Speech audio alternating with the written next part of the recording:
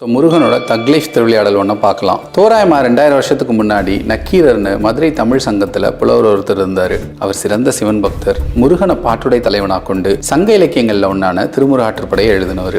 ஆனால் அவர் எப்படி அதை எழுதினார் அதுதாங்க விஷயம். திருப்பரங்கி புராணத்தில் இது ரொம்ப அழகாக சொல்லியிருக்காங்க. நக்கீரர் மதுரையில் வீற்றிருக்கிற சிவனையும் மீனாட்சியையும் தினமும் வணங்குவார். அவர்களை பற்றியே பாடுவார்.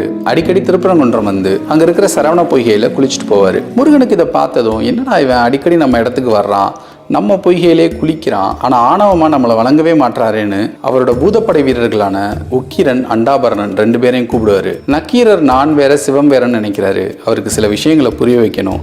அதனால என்ன செய்யணும்னு அந்த பூதகணங்களுக்கு சில இன்ஸ்ட்ரக்ஷன்ஸ் கொடுத்துட்டு போயிடுவாரு. ஒரு நாள் நக்கீரர் திருப்பரங்குன்றம் வருவார். வழக்கம் போல சரவண பொய்கையில் குளிச்சுட்டு சிவ பூஜைக்காக கரையில் உட்காருவார். அப்போ முருகனோட பூதகணங்கள் தங்களோட வேலையை காட்ட ஆரம்பிப்பாங்க.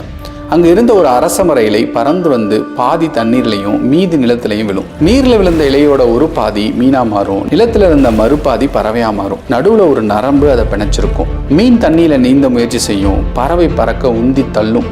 இந்த ரெண்டும் படுற வேதனையை காண முடியாம நக்கீரர் 2ஐயும் இணைச்சு வச்சிருக்க நரம்பை அறுத்து அதை காப்பாற்ற முயற்சி செய்வாரு. நரம்பு அறுத்ததும் மீனும் பறவையும் அங்கேயே துடிதுடிச்சு சாகும். இதை பார்த்ததும் நக்கீரருக்கு அதிர்ச்சி ஆயிரும். இந்த நொடிக்காக காத்திருந்த பூதகணங்கள் உடனே நக்கீரரை ஒரு குகைக்குள்ள அடைச்சு வாசலை மூடிடுவாங்க. என்ன நடக்குதுன்னே அவருக்கு புரியாது. சில நாட்கள் அந்த குகைக்குள்ளே இருப்பாரு. அந்த தனிமையும் அமைதியும் அவருக்குள்ள ஒரு தெளிவை ஏற்படுத்தும். இங்கேயே குடிகொண்டிருக்கும் முருகனை நான் பாடாம விட்டுட்டேன்னு வருந்துவாரு. உடனே உலகம்னு ஆரம்பிச்சு கிழவோனேன்னு முடிகிற ஆற்றுப்படைய முருகனுக்காக பாடுவாரு. குகையோட கதவு திறக்கும்னு வெயிட் பண்ணுவாரு. ஒன்றும் ஆகாது. அன்னைக்கு நைட் அவர் தூங்கும்போது கந்தன் கனவுல வருவார்.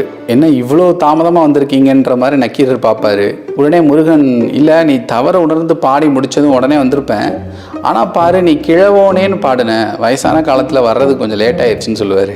அவனிதனிற் கிழவனென வர சிறிது நாளாம்னு சொல்லுவார். நக்கீரர் டக்குன்னு கண்ணை முழிச்சு உடனே பாட்டை மாற்றி குன்றம் எறிந்தாய் குறைக்கடலில் சூர்த்தடித்தாய்னு ஆரம்பித்து என்றும் இளையாய்னு பாடுவார். என்றும் இளையாய்னா எவர் யூத்ஃபுல், எப்பொழுதும் குமரன்னு வச்சுக்கலாம். உடனே குமரவேல் தன்னோட கையில் இருக்க வேலை எடுத்து எறிவார்.